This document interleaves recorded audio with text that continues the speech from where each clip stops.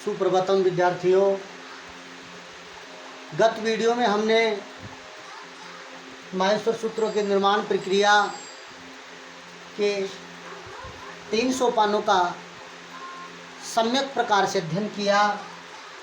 प्रथम सोपान में हमने ऋस्व स्वर, दीर्घ स्वर, सूत्र संख्या 1, 2 व सूत्र संख्या 3, 4 तक। द्वितीय सोपान में अर्ध स्वर, अंतस्थ व्यंजन, सूत्र संख्या 5 व 6 तक।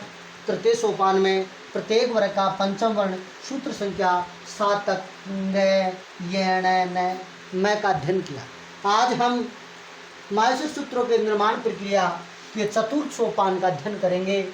चतुर्थ सोपान में यहाँ प्रत्येक वर्ग का चतुर्थ वर्ण शामिल किया गया है। गत वीडियो में मैंने आपको बताया कि माहेश्वर सूत्रों में प्रत्येक वर्ग के वर्णों को विपरीत क्रम में लिखा जाता है। विपरीत क्रम, पहले पंचम वर्ण, सभी वर्णों का, सभी प्रत्येक वर्ग का कैच टेत पे के सभी वर्णों का पंचम वर्ण, तत्पश्चात चतुर्थ वर्ण, तत्पश्चात तृतीय वर्ण, फिर तत्पश्चात द्वितीय वर्ण, अंत में प्रथम वर्ण को यहाँ शामिल किया जाता है। चतुर्थ सोपान के अंतर्गत हम अध्ययन करेंगे प्रत्येक वर्ग का चतुर्थ वर्ण। तो देखो, प्रत्येक वर्ग का चतुर्थ वर्ण देखेंगे यहाँ ध्यान से। प्रत्येक वर्ग का चतुर्थ वर्ण कौन सा है? ये है घ चतुर्थ वर्ण। ये देखो विपरीत क्रम में लिख रखा है मैंने यहाँ इसको। वैसे क्रम में देखो, प्रथम वर्ण ये है, द्वितीय, तृतीय, चतुर्थ, पंचम। तो ये चतुर्थ वर्ण है, ये आपका चतुर्थ है। तो ये चतुर्थ में देखो क्या आता है? घ, झ, ढ, ध, भ। चतुर्थ वर्ण क्या हुआ? देखो ये घ, यहाँ मैं लिख देता हूँ कोष्ठक में, घ, झ, ढ, ध, भ। अब ये तुम्हारा कहाँ तक है? देखो ये है सूत्र संख्या। ये देखेंगे माहेश्वर सूत्र की ओर देखेंगे आप, घ, झ, भ। इधर देखेंगे आप, झ, भ, घ, ढ, ध। तो ये देखो सूत्र संख्या 8 व 9, सूत्र संख्या 8 व 9, सूत्र संख्या 8 व 9 तक आपके चतुर्थ सोपान में सूत्र संख्या 8 व 9 तक शामिल किया गया है। तत्पश्चात पंचम सोपान, माहेश्वर सूत्रों के निर्माण की प्रक्रिया का पंचम सोपान। पंचम सोपान में क्या बताया, आप स्वयं कर सकते हैं इसको। पहले तृतीय सोपान में प्रत्येक वर्ग का पंचम वर्ण, चतुर्थ सोपान में प्रत्येक वर्ग का चतुर्थ वर्ण। तो पंचम सोपान में क्या होगा? प्रत्येक वर्ग का तृतीय वर्ण, प्रत्येक वर्ग का तृतीय वर्ण। तो प्रत्येक वर्ग का यह लिख देंगे, प्रत्येक वर्ग का तृतीय वर्ण, प्रत्येक वर्ग का तृतीय वर्ण, प्रत्येक वर्ग का तृतीय वर्ण यहाँ शामिल किया जाएगा। इस प्रत्येक वर्ग के तृतीय वर्ण में क्या होगा? ग, ज, ड, द, ब। देखेंगे आप यहाँ, ग, ज, ड, ग, ज, ड, द, ब। ये कहाँ तक शामिल किया गया? देखो यहाँ देखेंगे ध्यान से, ग, ज, ड, द, ब। ये यहाँ रहा, देखो ज, ब, ग, ड, द। तो ये सूत्र संख्या 10 कौन से में? देखो सूत्र संख्या 10, सूत्र संख्या 10 तक, सूत्र संख्या 10 तक आपके प्रत्येक वर्ग का तृतीय वर्ण। तत्पश्चात योगिनु मैं मिटा देता हूँ, आपने अच्छी तरह समझ लिया होगा। अब आपका माहेश्वर सूत्रों की निर्माण प्रक्रिया का षष्ठम सोपान, छठा सोपान, षष्ठम सोपान। अब आपका छठा सोपान क्या है? देखो आपने देखो, तृतीय सोपान में प्रत्येक वर्ग का पंचम वर्ण, चतुर्थ में प्रत्येक वर्ण का चतुर्थ वर्ण, पंचम में प्रत्येक वर्ग का तृतीय वर्ण। तो विपरीत क्रम में क्या हो जाएगा? 5, 4, 3, 2, 1। प्रत्येक वर्ग का 2 द्वितीय वर्ण, प्रत्येक वर्ग का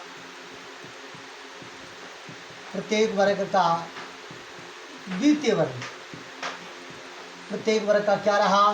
द्वितीय वर्ण रहा। प्रत्येक वर्ग का द्वितीय वर्ण, प्रत्येक वर्ग का द्वितीय वर्ण क्या होता है आपका? प्रत्येक वर्ग का द्वितीय वर्ण क्या होता है? देखो ख, छ, ठ, थ, प। या देखेंगे आप द्वितीय वर्ण कहाँ गया है, देखो इधर, ये देखो यहाँ से ख, फ, छ, ठ, थ। ध्यान देखेंगे अब से पहले सूत्रों में आपको एक ही जो वर्ग था चतुर्थ वर्ण दो दो सूत्रों में मिला आपको पंचम वो तृतीय वर्ण है वो एक ही सूत्र में मिला, लेकिन ये आधे सूत्र में मिलेगा ये, है ना। सूत्र संख्या 11 के आधे तक, 11 के आधे तक, सूत्र संख्या 11 के आधे तक इन वर्णों को समायोजित किया है। तत्पश्चात आपका सप्तम सोपान आप देख सकते हैं विपरीत क्रम में चलते हुए। सप्तम सोपान आपका प्रत्येक वर्ग का प्रथम वर्ण, प्रत्येक वर्ग का प्रथम वर्ण क्या है जी, क, च, ट, त, प। देखो ये है, यह इतना सा ध्यान अवश्य दे लेंगे कि माहेश्वर सूत्रों में आपने जो वर्णमाला में पढ़ा, पाठ्य पुस्तक में जो पढ़ा, उसको थोड़ा सा क्रम या बदल दिया गया, उसको आप ध्यान देंगे। देखो सप्तम सोपान में प्रत्येक वर्ग का प्रथम वर्ण का है 11वें के आधे में और 12वें में, यहाँ लिख सकते हैं सूत्र संख्या 11 के आधे, 11 के आधे से 12 तक, सूत्र संख्या 12 तक, सूत्र संख्या 11 के आधे से सूत्र संख्या 12 तक सप्तम सोपान को शामिल किया गया है। अब देखो यार कितने सूत्र आ गए, 12 सूत्र आ गए हैं आपके, अब 2 सूत्र बचे हैं। अब देखो 2 सूत्र में ध्यान देंगे, अब 2 सूत्र में आपके पास में पूरी वर्णमाला, स्वर भी आ गए, व्यंजन भी आ गए, एक प्रकार का व्यंजन बचा।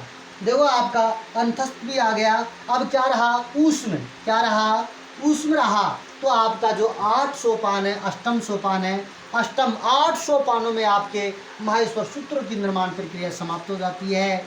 अष्टम सोपान कौन सा सोपान है, अष्टम सोपान।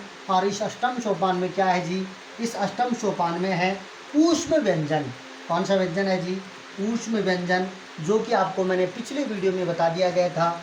ऊष्म व्यंजन, ऊष्म व्यंजन, ऊष्म व्यंजन में कौन कौन से होते हैं जी, 4 वर्ण होते हैं, श, श, श और है, ये चारों वर्ण होते हैं।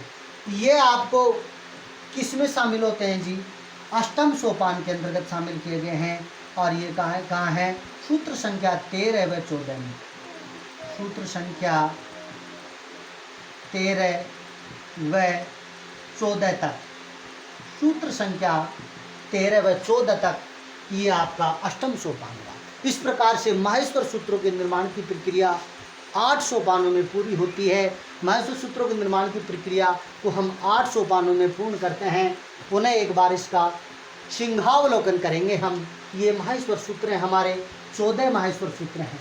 ये 14 माहेश्वर सूत्र भगवान शिव की डमरू से निकले हैं। भगवान पाणिनि ने इनको लिपिबद्ध किया है और इनको मनोवैज्ञानिक तरीके से लिपिबद्ध किया है और वर्णमाला के क्रम से इस प्रकार से लिपिबद्ध किया है कि जिनसे प्रत्याहारों का निर्माण किया जा सके, इनके सूत्रों से व्याकरण का निर्माण किया जा सके, उस पद्धति से, उस मनोवैज्ञानिक प्रकार दृष्टि से भगवान पाणिनि ने इनका निर्माण किया। तो इसको हमने, इसकी निर्माण प्रक्रिया को हमने बड़े ही सरलतम तरीके से समझने के लिए 8 सोपानों में बांटा था, जिसका प्रथम सोपान यहाँ है आपको स्वर है। प्रथम सोपान के अंतर्गत स्वर को शामिल किया गया। स्वर के 2 भेद होते हैं, ऋस्व स्वर और दीर्घ स्वर। ऋस्व स्वर है आपका सूत्र संख्या 1 व 2 में है, दीर्घ स्वर आपका सूत्र संख्या 3 व 4 में है।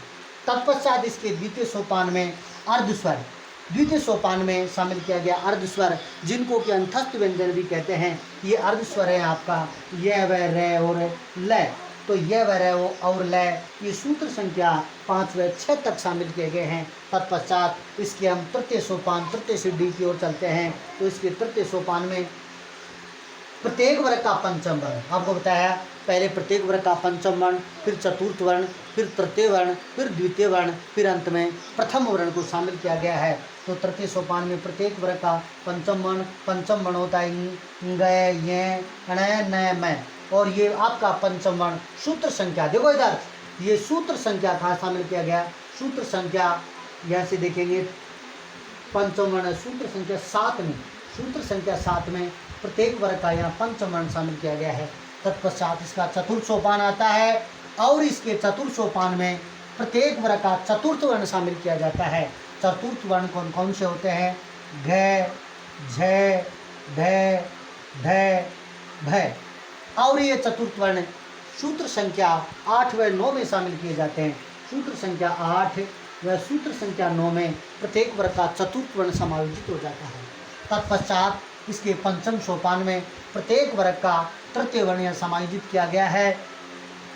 प्रत्येक वर्ग का तृतीय वर्ण है ग, ज, ड, द, ब, और ये आपके माहेश्वर सूत्रों में ज, ब, ग, ड, द सूत्र संख्या 10 में समायोजित किया गया है। सूत्र संख्या 10 तक आपका पंचम सोपान है।